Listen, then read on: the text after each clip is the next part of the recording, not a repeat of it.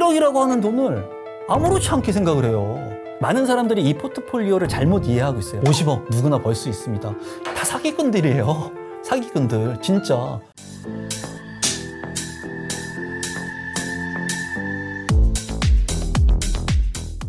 저는 24년 동안 부동산 투자와 관련된 사업을 하고 있고요. 유튜브 임성배 TV 부동산 재테크 채널을 운영하고 있는 임성배라고 합니다. 갭 투자라고 하는 것은 예전에 2008년도에 글로벌 금융위기가 왔죠. 그리고 나서 부동산 가격이 폭락을 했습니다. 그러다 보니까 많은 사람들이 주택을 안 사고 전세로, 월세로 거주하려고 했어요. 그러다 보니까 매매 가격은 계속 떨어졌죠. 경기가 안 좋으니까. 하지만은 전세 가격은 계속 올라가게 돼요. 그러면서 매매 가격은 떨어지고 전세 가격은 올라가니까 전세금을 끼고 살 수 있는 매매 가격의 갭, 이 가격이 얼마 되지 않는다라는 거예요. 그래서 이 시점이 오면서 많은 사람들이 전세를 끼고 부동산을 매매하는 그런 시스템이 발생을 했는데 그것을 이제 갭 투자라고 이제 부르기 시작을 했죠. 갭 투자 같은 경우에 이제 제가 생각했을 때 최근에 갭 투자에 대한 강의들이 상당히 많았습니다. 그리고 실제로 갭 투자를 통해서 소액을 통해서 수익을 남길 수 있는 부분들이 굉장히 많아요. 지방 같은 경우도 그렇고. 그런데 이런 것들이 너무나 공론화가 되다 보니까 젊은 층들, 부동산에 경험이 없던 20대나 30대들이 무리해서 영끌 투자를 시작하게 되는 거예요. 이 영끌 투자를 시작했을 때 내가 가지고 있는 돈이 500만 원, 1000만 원, 소액으로 수도권에 있는 아파트를 사지 못하니까 지방에 있는 아파트들을 무분별하게 사게 된 거죠. 그러면서 이 아파트의 가격이 떨어지게 되면서 많은 피해를 보신 사례들이 발생을 한 거예요. 그래서 갭 투자 같은 경우에는 무조건 100% 돈을 번다, 수익이 된다라고 믿기보다는 내가 어느 정도 부동산을 볼 수 있는, 입지를 볼 수 있는 그런 공부가 된 상태에서 접근하는 것이 좋다고 생각을 하고 있습니다. 갭 투자로 돈 번 사례가 상당히 많죠. 왜냐하면 2012년도 이후에 전세가가 올라가고 매매가가 많이 떨어졌습니다. 그때 당시에 갭 투자를 하신 분들이 많은 돈을 벌었죠. 왜냐하면 부동산의 가격이 떨어졌고 전세 가격이 올라갔기 때문에 내가 2억으로 아파트 한 채를 살 수 있었는데 2천만 원으로 10채를 살 수 있었던 거예요. 그리고 그때는 부동산의 경기가 안 좋았기 때문에 이런 규제들도 많이 없었다라는 거죠. 그리고 나서 이제 경기 상황이 좋아지면서 아파트의 가격이 오르게 됐죠. 그랬을 때 내가 투자한 금액은 이제 얼마 되지 않는데 이 아파트의 가격이 올라가게 되면서 이 갭이 훨씬 더 수익이 많아지게 된 거죠. 그러면서 갭 투자가 많이 성행을 하게 된 거예요. 하지만 최근에는 2016년도에 이제 청약이라든가 갭 투자가 성행을 하고 2021년도에 올라갔던 아파트의 가격이 다시 떨어지게 되죠. 그러면서 고가에 샀던 아파트의 가격이 떨어지면서 이제 역전세가 일어나기도 한 겁니다. 내가 전세 가격이 더 떨어지면서 전세금을 돌려줘야 되는 상황. 그래서 갭 투자 같은 경우에는 이 성공을 많이 했던 시기도 있지만은 실패를 했던 시기를 지금 우리는 지나가고 있는 거죠. 규제적인 부분 같은 경우에는 최근에는 다주택자 분들한테 대출의 제한도 있고요. 그리고 전세를 끼고 살면은 이제 실입주를 해야 된다든가 하는 조건들이 이제 붙습니다. 그래서 지금 같은 경우에는 무분별하게 채수를 늘릴 수 있는 시장이 아니에요. 하지만 예전에 부동산에 경기를 부양해야 됐을 때는 이제 5년 동안 양도세를 면제해 주기도 했었고요. 대출도 많이 해주기도 했었고요.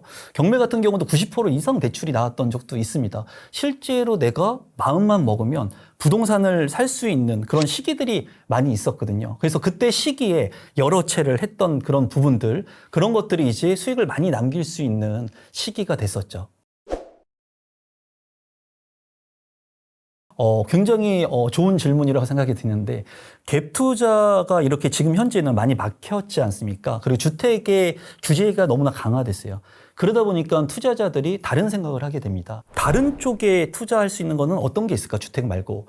그러면 주택 수에서 빠질 수 있는 비주택을 보게 되죠. 그 비주택이 상가라든가 지식산업센터라든가 아마 많이 들어보셨을 거예요. 오피스텔이라든가 이런 것들이 있는데 최근에는 부동산 시장이 많이 화랑이었던 2021년도 같은 경우에 최고점을 찍었던 그런 시기에는 부동산이 너무나 잘 되니까 아파트가 잘 되니까 이제 건설 회사들이 지식산업센터라든가 상가들을 많이 짓기 시작을 합니다. 그래서 지식산업센터 같은 경우에 많이 실제로 사가지고 피해를 본 사례가 많아요. 제 어머니 지인 같은 경우에도 이제 60대가 넘어서 퇴직을 하시고 퇴직금으로 예전 같았으면 자영업을 했을 건데 이제 부동산 시장이 너무나 좋다 보니까 이 지식산업센터를 세 채를 이제 사게 돼요.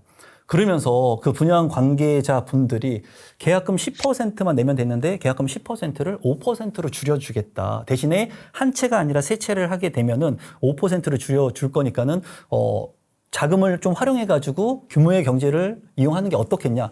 해서 세 채를 사게 됩니다. 세 채를 사게 되면서 나중에 오르게 되면 프리미엄이 붙으면 이제 뭐 부동산이 몇 억씩 오르고 2배씩 껑충 뛰는 시기였기 때문에 높은 프리미엄을 받고 팔면 된다고 얘기를 해서 이 지식산업센터를 사죠. 파주 인근에 있는 지식산업센터였는데 수도권 외곽에 있는 이런 지식산업센터들이 지금 현재는 다 대부분 공실로 남아 있습니다. 중요한 것은 뭐냐면 이분 같은 경우에는 세 채를 샀기 때문에 세 채에 대한 잔금의 대출, 이자 비용이 나가겠죠. 여기서 끝나면 다행인데 이 지식산업센터의 이제 관리 비용까지 발생을 한다는 거예요. 공실이기 때문에 소유자가 이 관리비를 내야 된다는 거예요. 지금은 분양 가격의 반 가격까지 내려왔는데도 불구하고 이 주택을 살려고 하는 사람이 없습니다. 이렇게 굉장히 위험한 사례들, 투자를 통해서 내가 이익을 보려고 했지만은 실패를 보는 사례도 상당히 많다는 것을 한번 좀 생각을 해보시면 좋을 것 같아요. 너무나 많죠. 최근에는 이런 분들이 너무나 많아요. 그리고 이런 분들이 저한테 메일도 많이 보내주시고 제가 이제 많은 분들한테 얘기하는 게 내 집 마련 한 채가 꼭 필요하다고 말씀을 드리거든요. 시기에 상관없이. 그런데 이 내 집 마련 한 채는 왜 중요하냐면 내가 실제로 들어가 살 수도 있지만 전세를 줄 수도 있고 부동산의 시스템을 한 번쯤 경험을 해보는 거예요. 내가 대출까지, 계약부터 또는 청약부터 대출까지 다 첫 번째로 모든 시스템을 실행을 할 수가 있고 최악의 경우에는 내가 들어가서 살면 되겠죠. 살 수 있는 실거주로 마련을 했기 때문에 우리가 내 집이 아니더라도 렌트를 해서 살아야 될 거 아니에요. 그렇기 때문에 내 집 마련 한 채가 반드시 필요하다고 말씀을 드리는데 이렇게 갭 투자를 무분별하게 지방으로 하신 분들 같은 경우에는 내가 가서 살 수가 없겠죠. 공실이 발생하면.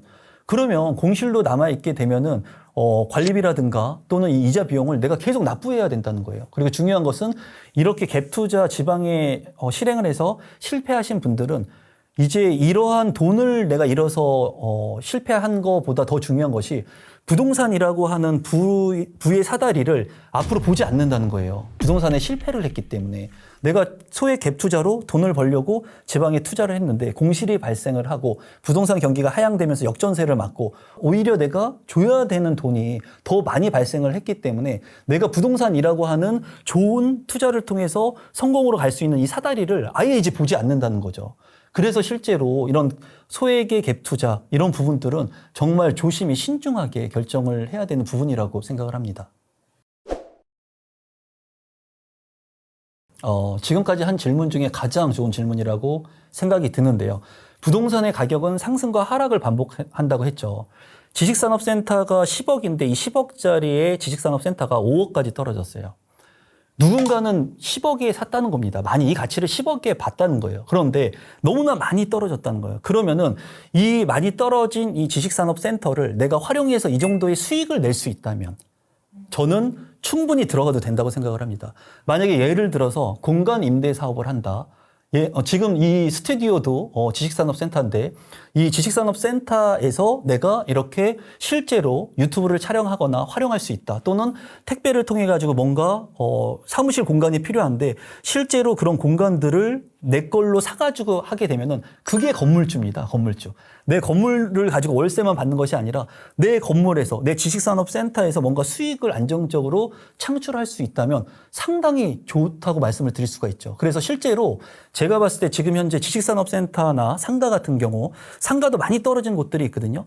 만약에 제가 지금 망했어요. 아무것도 할 수가 없고 완전히 망했어요. 그러면 제가 생각을 했을 때 상가 많이 떨어진 곳 있죠. 상가를 하나 경매를 받을 것 같아요. 만약에 5억짜리 상가가 뭐 1억까지 떨어진 곳들도 많거든요. 저기 거북섬이라든가 보시면 그런 곳에 상가를 제가 낙찰을 받은 다음에 입지가 많이 떨어졌기 때문에 가격이 떨어질 거 아니에요. 입지가 그렇게 나쁜 상가를 하나 산 다음에 그 상가를 프랜차이즈 배달 업종을 넣을 것 같아요. 여기서 이제 프랜차이즈 업종을 얘기할 수는 없지만은 치킨 같은 경우에 제가 좋아하는 치킨 브랜드가 있거든요. 그 브랜드에 가맹 계약을 해가지고 제 상가에다가 입점을 시키는 겁니다. 그런 다음에 배달로만 수익을 남기는 거예요. 충분히 이 상가 같은 경우에는 싸게 샀고 그리고 이 상가 같은 경우에 현저하게 입지가 떨어지지만 브랜드의 가치가 있는 치킨집을 입혔기 때문에 이 상가가 2층에 있든 3층에 있든 상관이 없다는 거예요. 지하에 있든. 왜냐하면 이 브랜드의 가치를 보고 구매자들이 시키기 때문에. 이렇게 해가지고 홍보를 통해가지고 안정적인 수익을 생성을 하고 그 이후에 출구 전략으로 이 사업권까지 통째로 해가지고 이 상가까지 다른 제3자한테 매도를 시킴으로써 이 사업화 자체, 이 건물 자체를 매도시키면서 수익화를 시킬 것 같아요. 너무나 가슴 아프죠. 일단은 지금 현재 시장에서 매매가 안 되고 또는 앞으로 가격 상승 여력이 없는 곳들 같은 경우에는 손절을 하시는 게 가장 좋은 방법이라고 말씀을 드려요. 주식 같은 경우도 마찬가지고 내가 본 수익 또는 내가 본 가치보다 오판을 했거나 실수를 했거나 실패를 했을 때는 빨리 다른 방법으로 전환을 해야 되거든요. 그래서 지금 현저하게 많이 떨어진 그런 상품들 그리고 미래 가치가 없는 상품들을 가지고 계신 분들은 행여라도 그런 상품들에 묶여가지고 미래에 더욱더 큰 손실을 보기보다는 지금이라도 빨리 손해를 보고라도 처리를 하시는 것을 저는 추천드립니다. 일단은 그 공급 과잉이죠. 공급 과잉이고 이제 거기에 이제 저도 많이 놀러 갔어요. 놀러 갔는데 공실이 정말 많더라고요.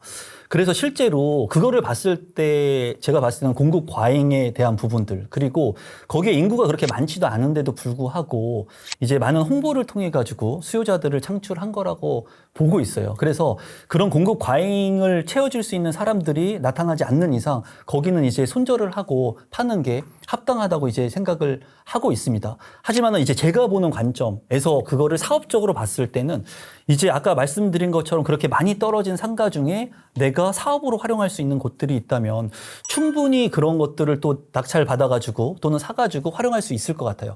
예를 들어서 뭐 유튜브를 촬영하는 공간들 이런 곳들에 서울 핵심 지역이 있을 필요가 없거든요. 굳이 핵심 지역에 있어서 많은 월세나 이런 것을 낼 바에 내 건물에서 아니면은 내 상가에서 내 지식산업센터에서 세팅을 해가지고 하면은 안정적으로 유지를 할 수 있을 것 같기도 하고요. 또 치킨집이나 다른 프랜차이즈 가맹점과 계약을 해가지고 안정적인 수익을 창출할 수 있는 것들도 많이 있을 것 같아요. 또 전국적으로 배달을 하는 그런 곳들 같은 경우에는 그렇게 싼 곳들을 또 활용을 한다면 로드 매장으로도 활용을 하고 또 창고로도 충분히 활용을 할 수도 있을 것 같습니다.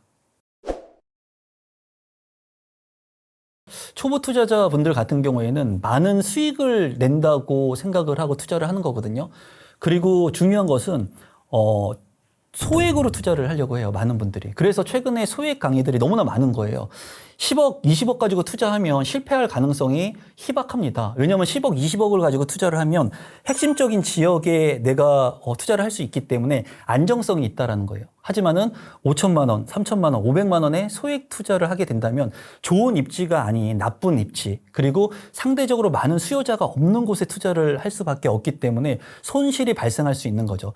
이제 포트폴리오에 대한 부분을 제가 좀 말씀을 드리면 포트폴리오는 달걀을 한 바구니에 담지 말라는 거예요. 왜? 떨어뜨리면 다 깨지니까. 그래서 분산 투자를 해야 된다는 게 이게 핵심인데 많은 사람들이 이 포트폴리오를 잘못 이해하고 있어요. 저 역시도 초보 투자자일 때 이 포트폴리오를 잘못 이해를 했는데 내가 만약에 3천만 원이 있다면 포트폴리오를 이해했을 때 1,000만 원은 주식에 투자하고 1,000만 원은 부동산에 투자하고 1,000만 원은 비트코인에 투자한다.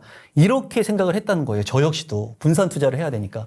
포트폴리오라고 하는 것은 이렇게 소액일 때는 다 모아서 한 번에 몰빵 투자를 해야 되는 겁니다. 그래야지 안정성이 있는 거예요. 3천만 원 있을 때는 이 3천만 원을 1,000만 원, 1,000만 원, 1,000만 원씩 나누는 것이 아니라 3천만 원을 한 번에 모으고 부동산에 투자를 한다면 이 3천만 원도 적기 때문에 내가 돈을 더 모으고 해서 5천만 원, 6천만 원, 7천만 원 최대한으로 많은 돈을 하나의 부동산에 투자해야지 리스크 해지가 되는 거예요. 이 포트폴리오라고 하는 건 내가 자금이 어느 정도 있을 때 그 돈을 나눠서 하는 것이 포트폴리오지 지금 이 영상을 보시는 소액 투자를 하려고 하시는 분들 그리고 내가 자본 여력이 얼마 안 되시는 분들은 단순히 그냥 지방의 갭 투자 500만 원짜리에서 내가 2배 남겨야지 생각하기보다는 내가 돈을 좀 더 모아서 안정적으로 수도권에 또는 핵심적인 입지에 투자를 할 수 있는 금액을 모아서 들어가는 것이 정말로 실패하지 않는 투자 방법이라고 생각을 합니다. 저는 항상 이 기준을 한 3천만 원에서 5천만 원 정도라고 생각을 해요. 왜냐면은 많은 초년생들도 투자를 할 수 있는 금액이 1억 원이 넘어가진 않을 거 아닙니까? 3천만 원에서 5천만 원으로 투자를 하는데 이 3천만 원에서 5천만 원으로 지방에 있는 갭 투자를 하는 것이 아니라 가장 안정적인 것은 지금 현재 청약이라고 하는 도구를 통해서 5억짜리 아파트 같은 경우에는 5천만 원 10%의 계약금만 있으면 계약을 할 수 있지 않습니까? 그리고 나중에 잔금 대출을 실행해서 잔금을 활용할 수가 있어요. 5천만 원의 갭 투자를 하게 된다면 수도권 같은 경우에는 지금은 힘들죠. 많이 올라갔기 때문에. 하지만은 5천만 원으로 5억짜리 아파트 청약을 할 수 있는 부분들은 수도권에 얼마든지 있습니다. 3기 신도시 사전 청약 같은 경우에는 이제 내 돈이 없이도 청약이 가능하고 또 3억이나 4억짜리 아파트 물량들도 지금 현재 나와서 청약을 진행하고 있거든요. 그렇기 때문에 제가 청약이라고 하는 콘텐츠를 통해서 많은 분들한테 알려줬고 청약의 시간이라고 하는 책이 베스트셀러가 된 것도 많은 분들이 이 좋은 절차를 통해 가지고 리스크 없이 한 단계씩 밟아 나가면 좋은데 너무나 로또 청약 또는 내가 자본 여력이 없는데도 불구하고 무조건 주택을 사야 된다는 그런 강박관념 때문에 지방에 있는 투자를 한다는 거예요. 저는 제가 이제 같이 있는 멤버분들한테 어떤 얘기를 많이 하냐면 부동산이라고 하는 이 게임은 단 한 번만 성공하면 된다. 내가 지금 젊었을 때 20대에 한 번 성공하고 두 번 성공하고 세 번 이게 아니라 단타를 통해 가지고 갭 투자를 통해 가지고 지방을 통해서 이게 아니라 내가 차곡차곡 돈을 모아서 입지가 좋은 곳에 청약에 한 번 당첨이 되면 5억짜리 아파트가 7억이 되는 거예요. 그러면 2억을 버는 겁니다. 2억을 벌려면 80만 원씩 적금을 20년을 넣어야 되는 어마어마한 금액이에요. 2억이라고 하는 돈은. 그리고 이 세상에 살아가는 우리나라 사람들이 1억이라고 하는 돈을 만져보지 못한 사람이 80%가 넘는다는 겁니다. 실제로. 이렇게 엄청난 돈을 벌 수가 있는 안정적인 수단이 있다는 거예요. 그런데도 불구하고 많은 강의들에서 소액 투자를 통해서 내 집 마련을 하고 돈을 벌 수 있다라고 생각을 하고 그리고 그걸 믿고 있는 젊은 분들이 저는 너무나 좀 안타깝죠. 실제로. 제가 앞서 말씀드린 것처럼 한 3천에서 5천 정도로 청약을 통해서 안정적으로 진입을 할 수가 있고요. 그리고 부동산 공부를 지속적으로 하는 것이 중요해요. 항상 얘기하는 게 이 시장에서 빠지면 안 되거든요. 근데 많은 사람들은 부동산의 가격이 떨어지면 관심을 안 가져요. 하지만 부동산의 가격이 올라가면 관심을 갖기 시작해요. 누구나 다 그래요. 그래서 실제로 부동산 가격이 떨어졌을 때 내가 살 수 있는 금액으로 봐왔던 아파트들을 살 수 있는 기회가 된다고 생각을 하고 있거든요. 그래서 많은 분들이 부동산이라고 하는 공부, 이런 공부가 갭 투자를 해야 되는 500만 원 지역이 어디 있는지 공부하는 것이 아니라 실질적으로 어느 지역에 지하철이 들어오는지 어떤 노선들이 지금 현재 개통이 됐는지 실제로 개통이 되면서 이 신도시의 아파트 가격이 어떻게 변화가 됐는지 이런 것들을 공부를 하게 되면은 그런 것들을 통해서 추후에 지하철역이 생길 수 있는 3기 신도시의 아파트 가격이 어떻게 변동할 건가를 볼 수가 있죠. 그래서 실제로 저는 현장 답사를 매달 다녀요. 실제로 그리고 그런 프로그램을 통해서 많은 분들하고 같이 소통하고 이런 분들은 어떻게 또 투자를 하고 있는지도 같이 교류를 하고 소통을 하거든요. 그러면서 이 사람은 어느 지역을 관심 있게 보고 있는지 나는 또 어떤 지역을 관심 있게 보고 어떤 부동산에 투자를 하고 있는지를 공유하면서 정말 양질의 정보를 얻고 건전한 안정적인 투자를 준비하고 투자를 하는 거죠. 그래서 이 영상을 보시는 많은 분들이 작은 것부터 하나 실천하시면 좋을 것 같아요. 매일 아침에 네이버 뉴스라도 하나 보는 거, 부동산. 지금 현재 어떤 얘기들이 나오고 있는지 그런 작은 것들을 통해 가지고 안정적인 부동산 투자를 할 수 있는 방법들 그리고 사람들, 귀인들을 만날 수 있을 거라고 생각을 합니다. 너무나 어려운 질문인 것 같네요. 한 3억에서 5억 언더 정도가 되지 않을까요? 그 정도. 누구나 벌 수 있는 기준. 그런데 많은 사람들은 이렇게 얘기를 하죠. 100억 누구나 벌 수 있습니다. 50억 누구나 벌 수 있습니다. 이런 허황된 생각을 자꾸 심어주는 거예요. 이런 얘기들을 계속 하다 보니까 이제 여기 카메라 감독님도 주머니에 한 2억 들어있을 것 같고 여기 작가님도 한 5억 들어있을 것 같고 대표님 한 20억 들어있을 것 같아요. 실제로. 1억이라고 하는 돈을 아무렇지 않게 생각을 해요. 작은 것을 아껴야지 되는데 이 작은 것을 소중하게 생각을 안 하는 거예요, 사람들이. 그래서 길거리 사람들이 다 그냥 한 1억씩은 주머니에 다 넣고 있는 사람들처럼 만들어버렸어요.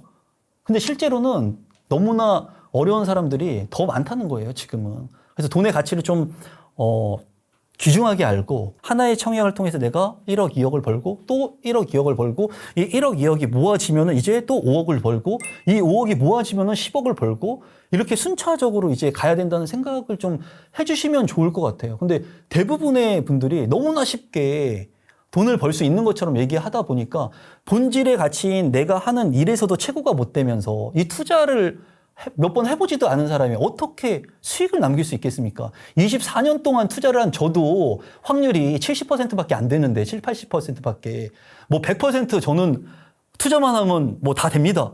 다 사기꾼들이에요. 사기꾼들 진짜. 그런 사람은 없어요, 이 세상에. 실패를 하고 그거를 보완을 하고 실패를 하고 보완을 하고 그리고 이런 멘토들을 만나가지고 내가 어드바이스를 받고 하면서 하나 두 개씩 자금을 이제 형성하는 거기 때문에 제가 봤을 때 너무나 큰 차익을 남기려고 하는 부분보다는 내가 실제로 안정적으로 남길 수 있는 수익이 뭐 한 3억이나 5억 실제로 이런 부분들은 충분히 가능하니까 이런 작은 기준부터 세우고 나서 좀 투자에 접근을 하시면 좋을 것 같습니다. 제가 이제 부동산에 23살 때 공인중개사 자격증을 따고 지금까지 제가 47살인데 지금까지 부동산 투자를 계속 하고 있거든요. 그러면서 공부도 하고 또 뭐 건축기사 자격증도 따고 시행사업도 하고 하면서 한 번도 나태하지 않고 한 계단 한 계단씩 계속 정진해 왔어요. 제가 이렇게 정진할 수 있었던 이유는 반드시 이 부동산이 돈이 됐기 때문이에요. 그리고 실제로 저는 지금 현재 이 부동산을 통해서 제가 47살이지만 57세가 돼도 이 일을 하고 있을 거고 67세가 돼도 제가 살아있으면 이 일을 즐기면서 아마 하고 있을 거예요. 저는 은퇴를 해가지고 뭐 파이어족이다 뭐 또는 뭐 경제적 자유다. 저는 경제적 자유를 얻어도 일을 하면서 내가 즐길 수 있는 것들을 계속 해 나가야 된다고 생각을 하거든요. 이 영상을 보시는 분들이 부동산이라고 하는 것을 이제 평생 갈 수 있는 나의 친구 또는 돈을 벌어줄 수 있는 안정적인 도구, 또 내 가족을 지켜줄 수 있는 하나의 수단, 이렇게 생각해 주시면 너무나 좋을 것 같아요.